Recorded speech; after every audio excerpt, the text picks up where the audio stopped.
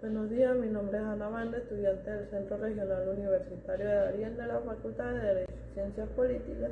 En esta ocasión les estaré hablando sobre la asignatura de Derecho Comercial facilitada por el profesor Eric Prado del Mandato Mercantil, capítulo 1, Disposiciones Generales. Artículo 580. El mandato comercial, por lo general que sean sus términos, no se extenderán a actos que no sean de comercio si expresamente no se dispusieren otras cosas en el poder. Artículo 580. El mandato general o especial otorgado por escritura pública o por documentos privados con fecha ciertas surtirán efectos respecto de terceros desde la fecha de su otorgamiento y estas podrán ser inscritas en el registro público a opción del interesado. Sin embargo, este deberá inscribirse en el registro público y la revocación del mandato que se haya sido previamente inscrita, salvo que se disponga lo contrario en el mismo documento o que se trate de un mandato a término para el cumplimiento de un acto o un evento determinado. Artículo 581. Cuando en el poder se hicieran referencias a reglas o instrucciones que consideran esta como parte de integrante de aquel, toda limitación del alcance del poder que no constara en el mismo será ineficaz contra el tercero. 582. El mandato mercantil no se presumirá gratuito. Todo mandatario tendrá derecho a una remuneración por su trabajo. La remuneración se regulará por acuerdo de las partes y cuando no medien por los usos de la plaza donde el mandato se ejecute. Si el comerciante no quisiera aceptar el mandato y que no obstante hubiese que practicar la diligencia que se menciona en el artículo 584, tendrán siempre derecho a una remuneración proporcionada a su trabajo. 582. El mandato mercantil que estuviera en instrucciones especiales para aspectos determinados del negocio se presumirá ampliado para los demás. Aquel que solo otorgara el poder para un negocio determinado comprenderá todos los actos necesarios a su ejecución, aun cuando no la especifica. Artículo 584. El comerciante que no quisiera aceptar el mandato deberá comunicar sus negativas al mandante en el plazo más breve posible, quedando a pesar de todo obligado a practicar las diligencias indispensables para la conservación por cuenta del mandante de las cosas que se hayan sido remitidas hasta que se puedan tomar las medidas necesarias. Cuando el mandante nada hiciera después de recibirle el aviso, el comerciante a quien se haya remitido la mercadería recurrirá al juez correspondiente para que se ordene el depósito y custodia de ella por cuenta de su propietario y la venta de que no sea posible conservar o que la necesaria para satisfacer los gastos ocasionados.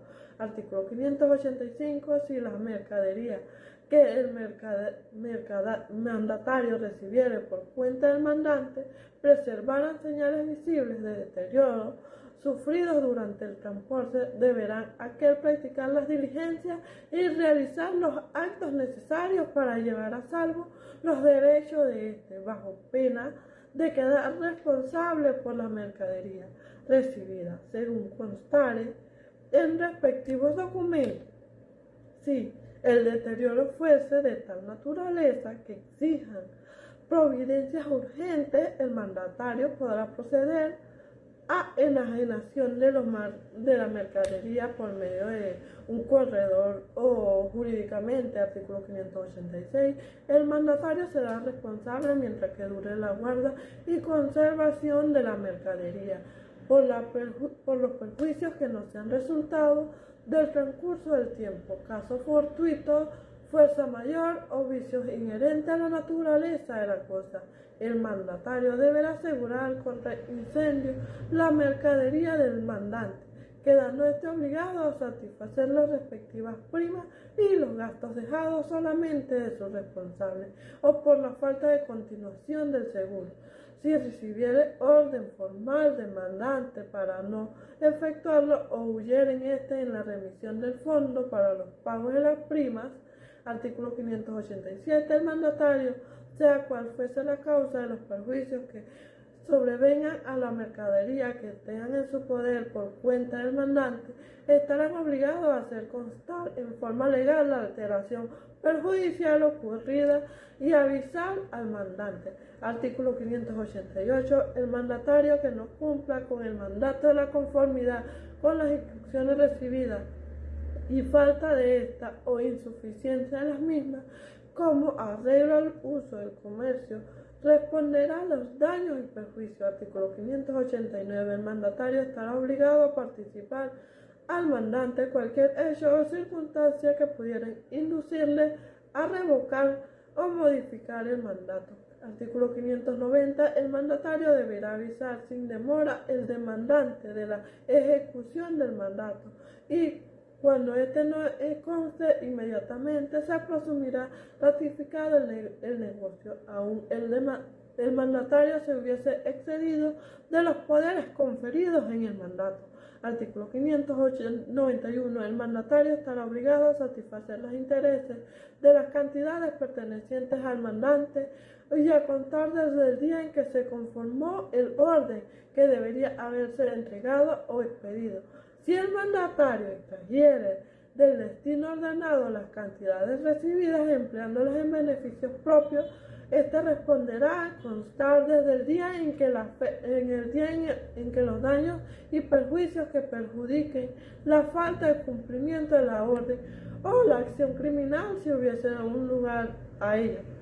Artículo 592. El mandatario deberá exhibir, cuando se le exija el mandato escrito a los terceros con quienes contraten que no podrán oponerse a las instrucciones que hubiesen recibido por separado del mandante, salvo si probase que se tenía en conocimiento de ellas el tiempo del contrato. Artículo 593. El mandante será obligado a facilitar al mandatario los medios necesarios para la ejecución del mandato, salvo pactos contrarios. No será obligatorio el desempeño del mandato que exija remesa de fondo, aunque haya sido aceptado mientras el mandante no podrá disponer del mandatario las cantidades que fueran necesarias, aun en el caso de que se hubieran sido recibidos los fondos para la ejecución del mandato y si fuesen necesarias nuevas remesas y el mandante rehúse hacerlas, podrá el mandatario suspender sus gestiones, estimulando el participo del fondo por las partes del mandatario y quedará obligado a suplirlo, excepto en el caso de suspensión de pago o quiebra del mandante. Artículo 594. El mandante deberá indemnizar al mandatario de los daños que sufran por vicios o defectos de las cosas objeto del mandante, aun cuando aquel lo ignore, y deberán asimismo satisfacer al contado cualquier suma invertida en la ejecución del mandatario, junto con el interés al tipo comercial corriente. Artículo 595. Siendo varias las personas encargadas del mismo mandato, sin que se declare que se debe obrar conjuntamente, se presumirá que cada una podrá obrar en efecto de la otra, cuando medie sus declaraciones de que deben obrar conjuntamente en el mandato y que sean aceptados todo lo que acepten. Si se constituye en la mayoría, deberán ser obligados a cumplir. Los comandatarios serán solidariamente responsables por sus actos y comisiones en el ejercicio del mandato. Artículo 596. El mandatario deberá cumplir con las obligaciones prescritas en las leyes y reglamentos fiscales en la razón de las negociaciones que se han encomendado, contraviniendo en ella o fuere omisión en su cumplimiento, serán suyas las responsabilidades, aunque alegaren haber sido precedidas por el orden expresado en el comitente. Artículo 597. Todo mandatario es responsable de la pérdida y extravío de los fondos metálicos y monedas corrientes que tengan en su poder, perteneciente al comité, aunque daño o perjuicio provenga del caso fortuito de violencia, a no ser que lo contrario se haya pactado expresamente y salvo las excepciones que hicieren con circunstancias especiales cuyas apreciaciones quedaran a prudencia y equidad de los tribunales. Artículo 598. Los riesgos que ocurran en la devolución de los fondos de poderes del mandatario del comitente correrán por cuenta de este, a no ser que se separasen en el modo de hacer la remesa de las órdenes recibidas si ninguno tuviese los medios usados ordinariamente en el lugar de la remesa. Artículo 599. La revocación o la remuneración del mandato no justificadas darán lugar a falta de pena convencional, a indemnización de daños y perjuicios.